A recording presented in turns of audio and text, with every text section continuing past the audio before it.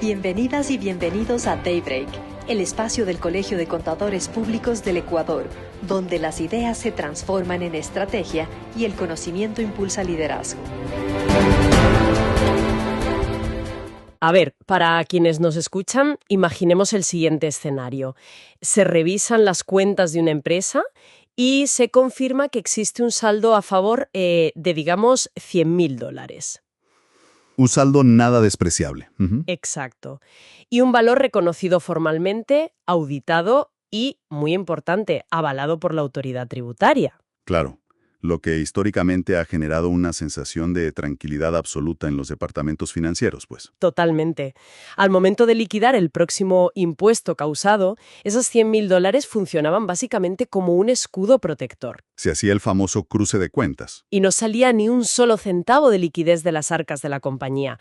Era $1 a favor contra $1 de deuda. Una operación casi automática en la plataforma, sí. Pero, ¿qué pasaría si al momento de querer usar ese dinero, ese saldo plenamente reconocido por la autoridad, el sistema informático de pronto bloquea la operación? Uy, ahí empieza la verdadera preocupación para quienes manejan los números. Y exige que el 40% de esa deuda se pague con liquidez inmediata, es decir, con dinero fresco transferido directamente desde los bancos. Pues esa sensación de certeza matemática y financiera se acaba de romper por completo. De eso precisamente se trata esta inmersión técnica de hoy. Hoy es jueves 2 de abril de 2026. Así es, y hace apenas 48 horas, el 31 de marzo, se firmó la resolución número 15. Firmada por la directora general del Servicio de Rentas Internas, la magíster Alexandra Verónica Navarrete Ricaurte, una normativa que, va a sacudir fuertemente la planificación de tesorería a nivel nacional. Sin lugar a dudas.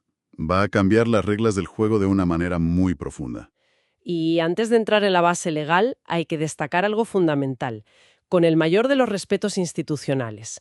Este análisis profundo llega a nuestra audiencia gracias a un impecable y detallado trabajo técnico. Un trabajo técnico proporcionado por el Colegio de Contadores Públicos del Ecuador. Exactamente. Han facilitado la documentación base para poder desentrañar qué significa todo esto para el tejido empresarial. Y el documento central de este análisis es la resolución número NAC-DGRCGG 26-15 al final. La famosa resolución 15. El cambio de paradigma es muy profundo porque altera la manera en que el contribuyente interactúa con sus propios derechos adquiridos. Claro, para quienes operan en la trinchera financiera diaria, las notas de crédito desmaterializadas siempre han sido el equivalente a tener dinero en efectivo dentro del ecosistema del SRI. Un pago en exceso, o digamos una retención mayor a la debida, se convertía en este registro electrónico. En un saldo a favor intocable. Pero el gancho aquí, la premisa que ha encendido todas las alarmas en las empresas, es que el SRI ha modificado estructuralmente ese concepto. El escenario de usar esos registros electrónicos al 100% para extinguir obligaciones tributarias simplemente desaparece. Hay un nuevo límite porcentual y la obligación ineludible de inyectar recursos líquidos. Pero, a ver, si el Estado está tomando una medida que genera tanta fricción en el flujo de caja, debe haber un motivo de peso, ¿verdad? Y vaya que lo hay. No es una decisión que se toma a la ligera. Si analizamos la estructura del Estado como si fuera una gran corporación, ¿por qué el fisco decide de pronto que ya no puede aceptar sus propios papeles para saldar deudas? Bueno, la respuesta está en los cimientos mismos del marco jurídico ecuatoriano, específicamente en la Constitución. Es decir, no surge de un mero capricho administrativo. Para nada. Surge de una necesidad imperiosa de supervivencia financiera estatal. Los considerandos de la normativa invocan el artículo 285 de la Constitución. Que nos recuerda que la política fiscal tiene como mandato financiar los servicios, la inversión y los bienes públicos. Exacto. Y luego ancla su justificación en el artículo 286, que dicta una regla macroeconómica inquebrantable. Y esa regla es que los ingresos permanentes deben financiarse con ingresos permanentes, ¿no? Esa es la clave de todo este asunto. A ver, desmenucemos esto traduciéndolo a la práctica diaria con una analogía muy contable para los colegas. Me parece perfecto. A ver. Es como cuando en una empresa vemos el estado de resultados y, hay utilidades. Todo se ve muy bien en el papel. Los números son positivos. pero revisamos el flujo de caja y nos damos cuenta de que no hay liquidez para pagar la nómina al fin de mes. Un escenario aterrador para cualquier gerente financiero. Totalmente. A nivel país, el Estado tiene una nómina gigantesca. Hay que pagar a médicos en los hospitales públicos, a los maestros en las escuelas, a las fuerzas de seguridad. Y esos son egresos permanentes. Y, lamentablemente, para el fisco, un médico no puede ir al supermercado a pagar su comida con un asiento contable o con una nota de crédito desmaterializada. Necesita dólares. En su cuenta, claro. Entonces, el Estado nos está diciendo básicamente que no puede sostenerse solo aceptando saldos a favor y que necesita dinero líquido ingresando a sus arcas. Exactamente eso. El concepto que articula esa idea en la resolución es el principio de suficiencia recaudatoria. Que está establecido en el artículo 300 de la Constitución. Así es. El texto de la resolución argumenta textualmente que se requiere racionalizar la aplicación de los mecanismos de extinción de obligaciones. Para evitar un riesgo de detrimento en el flujo de la recaudación tributaria, me imagino. Correcto. El Estado reconoce que la nota de crédito es legítima, que la deuda con el contribuyente existe y es real. Pero advierte que el flujo de efectivo a nivel nacional corre peligro. Claro. Corre peligro si todo el parque empresarial compensa el 100% de sus impuestos sin transferir recursos líquidos. Es decir, el SRI está actuando bajo el amparo de su propia ley de creación para proteger esa liquidez. Sí, la normativa cita el artículo 1 de la Ley de Creación del Servicio de Rentas Internas, subrayando que el SRI es una entidad técnica y autónoma. Con facultades regulatorias en el orden administrativo, financiero y operativo. Y además se apoyan fuertemente en el artículo 308 del Código Tributario. Ese artículo es vital, claro. Es vital porque establece que, una vez que el SRI acepta un reclamo de pago indebido o en exceso, la propia Administración Tributaria tiene el poder de reglamentar la forma y la oportunidad de ese reembolso. O sea, la ley otorga la llave maestra para definir los tiempos y, en este caso, los porcentajes. Exactamente. Si el Estado está esencialmente perdiendo liquidez operativa al afectar estos saldos a favor sin restricciones, la única manera de frenar esa sangría es codificando un límite directamente en el sistema informático. Y aquí es donde pasamos de la justificación constitucional, digamos, a la mecánica pura y dura que enfrentan los colegas en el día a día. ¿Cómo reprogramó el SRI este límite? Entiendo que la base de todo esto es una reforma a una normativa previa, la del año 2021. Así es.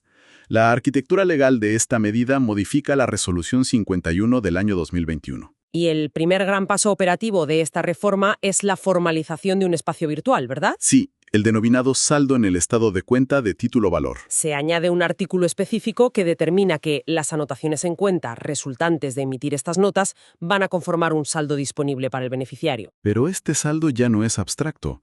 Estará alojado y visible permanentemente dentro del portal SRI en línea. Básicamente están creando una billetera digital altamente regulada dentro de la plataforma del contribuyente. Una excelente forma de describirlo. Pero el núcleo del asunto, el verdadero dolor de cabeza para cuadrar la caja, viene con el artículo que le sigue al artículo 9. Ahí está el corazón de la medida. Revisando los documentos técnicos aportados por el colegio, veo que aquí se establece el límite del 60%.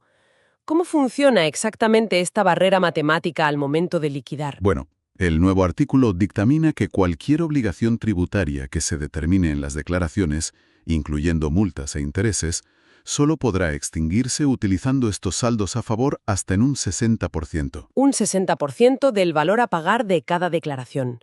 Ni un centavo más. Ni un centavo más. Pongamos un ejemplo concreto, para visualizar la magnitud del impacto, porque esto es crítico. A ver, adelante con el ejemplo. Imaginemos una empresa manufacturera que, tras hacer sus cálculos, determina un impuesto causado de $100.000 por impuesto a la renta. Vale, 100.000 de deuda. Al mismo tiempo, esta empresa tiene en su estado de cuenta de título valor un saldo disponible de $150.000 por retenciones previas. Un saldo muy saludable. Bajo las reglas de hace una semana, la empresa usaba 100.000 de su saldo a favor, su deuda quedaba en cero y aún le sobraban 50.000 para el futuro. Un escenario ideal para la tesorería. Pero con esta nueva resolución 15, el sistema del SRI en línea va a leer su deuda de $100.000 y le va a decir, solo puedes usar $60.000 de tu saldo a favor. Y el inciso normativo que sigue a esa regla es totalmente inamovible frente a la diferencia. Es decir, el 40% restante. Que en el ejemplo serían $40.000. Ese valor deberá pagarse de forma obligatoria por los medios habilitados en el sistema SRI en línea. sin importar cuán abultado sea el saldo disponible en la billetera virtual del contribuyente. Exacto. El sistema exigirá efectivo transferido a las cuentas del Estado. Esto significa que el algoritmo informático de la plataforma se convierte en la práctica en el nuevo y más estricto recaudador. Es un candado digital. El sistema estará parametrizado para no permitir que el usuario escriba un número mayor al 60% en la casilla de compensación. La resolución incluso cita normativas del año 2003 para recordar que el SRI tiene el derecho absoluto de modificar el diseño, los servicios y los controles de su sitio web. El bloqueo no es solo legal, es un bloqueo de software a nivel de código. Las empresas tendrán que interactuar con una interfaz que simplemente no habilitará el pago total. Y claro, la presión sobre la liquidez corporativa es evidente. Obliga a las tesorerías a buscar recursos líquidos que probablemente no tenían presupuestados para el pago de tributos. Porque contaban con la cobertura total de sus notas de crédito. Ahora, esta rigidez del 60-40 me hace pensar en un cambio sísmico en el comportamiento corporativo. ¿En qué sentido? Si analizamos esto estratégicamente, más allá de la operatividad de subir la declaración y hacer la transferencia, esto altera por completo el ecosistema de la planificación tributaria. Totalmente. Históricamente, las empresas solicitan notas de crédito porque es un proceso administrativamente fluido para recuperar su dinero dentro del ciclo del SRI. Es el camino de menor resistencia. Pero si el papel desmaterializado ya no cubre el total de sus impuestos y de igual manera tendrán que desembolsar efectivo, ¿no estamos empujando a las corporaciones a exigir que el SRI les devuelva el dinero físicamente a sus cuentas bancarias institucionales? Es una consecuencia colateral altamente probable, y representa un verdadero ajedrez tributario. Porque la ley lo permite, ¿no? Claro, el Código Tributario y las normativas vigentes permiten a los contribuyentes solicitar la devolución de pagos indebidos o en exceso directamente a sus cuentas. Muchas empresas evitaban esta vía porque, los procesos de auditoría del SRI suelen ser exhaustivos. Muy exhaustivos. Las devoluciones en efectivo pueden tomar más tiempo y conllevan un escrutinio muy riguroso. Sin embargo, frente a la perspectiva de acumular notas de crédito que no pueden usar al 100%, y tener que endeudarse o sacrificar capital de trabajo para cubrir ese 40% en efectivo. Solicitar el reintegro líquido se vuelve una opción muchísimo más atractiva. Estaríamos hablando de un escenario donde los departamentos de reclamos del SRI podrían enfrentarse a una avalancha de solicitudes de devolución directa.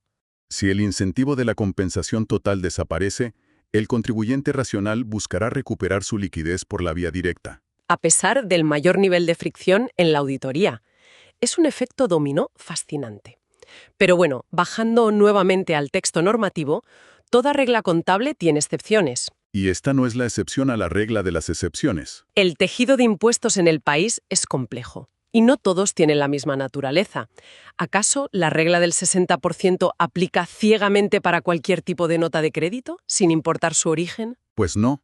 La normativa se establece una exclusión fundamental en el tercer inciso del nuevo agregado artículo. A ver, ¿cuál es esa exclusión tan importante para los colegas? Dicta que este límite porcentual no será aplicable para los saldos del estado de cuenta correspondientes a notas de crédito del impuesto a la salida de divisas. Conocido por todos como el ISD. Ese mismo, el ISD queda fuera de esta restricción. Pero, ¿por qué el ISD recibe este trato preferencial si la idea del Estado es garantizar liquidez y suficiencia recaudatoria? ¿Por qué dejar una ventana abierta donde sí se permite la compensación sin restricciones? Bueno, porque el impuesto a la salida de divisas tiene una naturaleza jurídica y económica profundamente distinta a la del impuesto a la renta o el IVA. Es decir, no es un impuesto de recaudación pura y dura. Exactamente.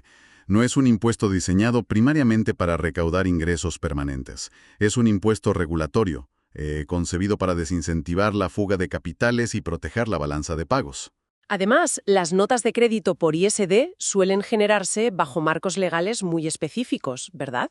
Marcos que buscan proteger la competitividad del sector exportador, por ejemplo. O fomentar la inversión extranjera directa. Limitar la compensación de estas notas de crédito podría chocar directamente con derechos adquiridos. Claro, derechos bajo regímenes de fomento productivo o convenios internacionales de comercio. Pensemos en un ejemplo. Si un exportador trae divisas al país, paga por insumos importados y la ley de fomento productivo le garantiza que el ISD que pagó se le devolverá como incentivo para seguir exportando, ponerle un techo del 60% a ese incentivo sería alterar gravemente las reglas del juego del comercio exterior. No solo afectaría la recaudación interna, sino las exportaciones del país. Esto exige un nivel de segregación contable impresionante en los departamentos financieros. Un nivel de detalle que no permite errores. Quien esté a cargo del flujo de caja no puede simplemente ver un saldo a favor global en el portal. Necesita conocer el árbol genealógico de cada dólar en ese estado de cuenta. La trazabilidad se vuelve indispensable. Absolutamente. El sistema del SRI, a nivel interno, operará con diferentes casilleros o etiquetas invisibles para diferenciar, digamos, una nota de crédito originada por retenciones en la fuente de otra originada por devoluciones de ISD. Pero el contador debe mantener un registro espejo impecable en su propio ERP. Si se mezclan los orígenes en la contabilidad interna, las proyecciones de flujo de caja fallarán estrepitosamente al momento de liquidar los impuestos en la plataforma. Y hablando de choques legales, ¿qué sucede cuando esta resolución general, que es de menor jerarquía legal, se encuentra con leyes orgánicas más antiguas? O con leyes específicas que ya regulan cómo se deben pagar ciertos tributos particulares. Exacto. ¿Qué pasa en ese cruce de jerarquías? Bueno, los redactores de la resolución previeron este conflicto. En los considerandos se basan en el artículo 2 del Código Tributario, Un artículo muy poderoso. el cual establece claramente que las disposiciones de dicho código y de las demás leyes tributarias prevalecerán sobre cualquier otra norma de carácter general. Para aterrizar esto en la plataforma tecnológica, ¿cómo se traduce esta prevalencia? El último inciso del artículo reformado indica que, cuando existan disposiciones legales que prohíban la extinción total o parcial de obligaciones con notas de crédito, El sistema simplemente bloquea la opción. sí, el sistema de recepción de declaraciones simplemente no habilitará el uso del saldo. O sea, el algoritmo no solo controla el límite del 60%, sino que también actúa como juez de jerarquía legal. Funciona como un semáforo legal. Si la ley matriz de un tributo específico dice explícitamente que este impuesto no se paga con notas de crédito, el sistema de SRI en línea bloqueará la opción por completo. Por más saldo a favor y por más ISD que se tenga en la cuenta. La ley superior manda sobre la resolución administrativa. Además, revisando el documento, hay un paso técnico adicional para asegurar que esta nueva regla no tenga tropiezos legales a futuro.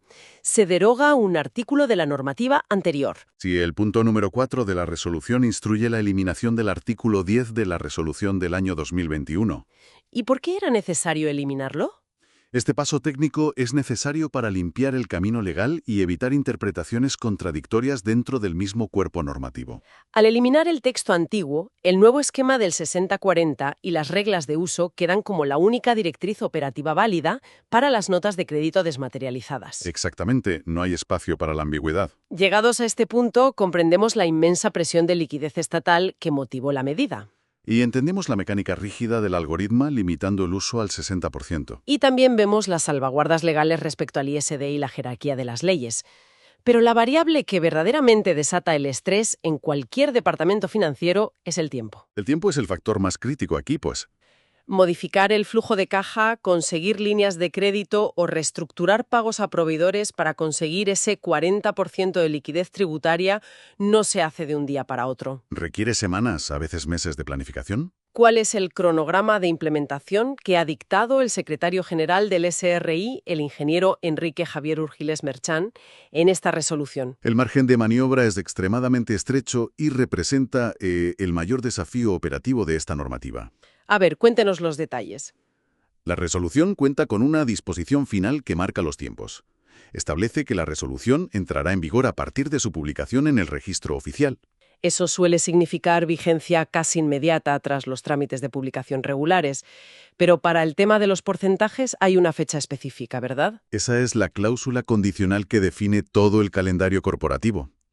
¿Qué dice exactamente? El texto señala textualmente que, no obstante la vigencia general, la reforma del artículo 9, es decir, la aplicación estricta del límite del 60%, será aplicable a partir del 1 de mayo de 2026. Hoy es 2 de abril. Estamos hablando de un periodo de transición de menos de un mes. Un suspiro en términos financieros corporativos. Un mes no es absolutamente nada.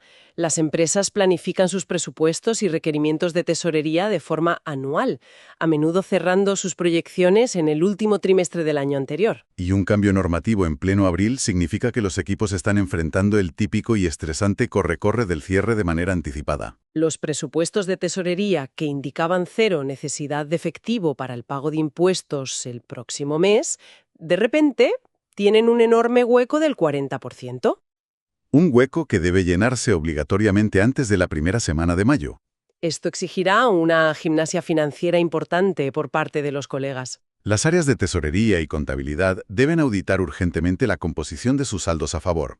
Separar con mucho cuidado lo correspondiente al ISD de los otros tributos. Y calcular de manera realista, cuánto efectivo líquido necesitarán transferir al Estado para las declaraciones que venzan a partir del 1 de mayo. Además, deben familiarizarse con la nueva interfaz del estado de cuenta de título-valor en la plataforma del SRI. Asegurándose de que los canales de débito automático o pagos en ventanilla bancaria estén perfectamente habilitados y, sobre todo, fondeados. Ha sido una inversión técnica fascinante y, sin duda, una de las reformas administrativas de mayor impacto en la liquidez del sector privado en los últimos tiempos. Sin duda, marcará un antes y un después en la tesorería de las empresas ecuatorianas. Para quienes nos escuchan, el panorama es muy claro.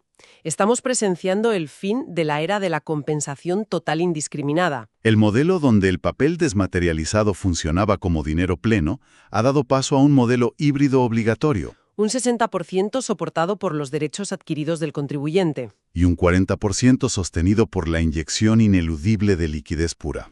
Todo justificado bajo el mandato constitucional de proteger la caja fiscal y la suficiencia recaudatoria del Estado. Resguardando estratégicamente, eso sí, las devoluciones del impuesto a la salida de divisas y respetando el orden jerárquico de las leyes tributarias primarias. Refleja un intento claro del Estado de equilibrar su balanza macroeconómica.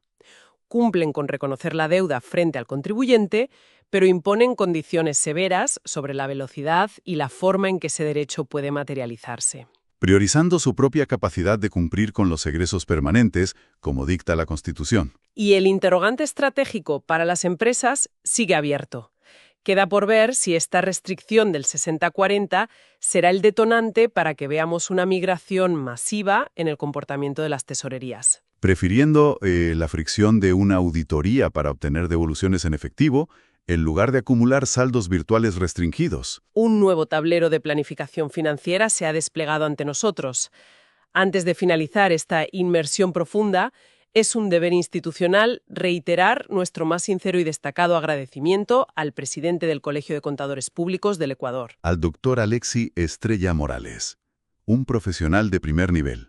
Por el invaluable trabajo técnico que hizo posible este análisis. El detalle y la calidad técnica del material proporcionado por el colegio bajo su dirección han sido fundamentales para poder traducir esta compleja resolución en implicaciones claras para nuestra audiencia.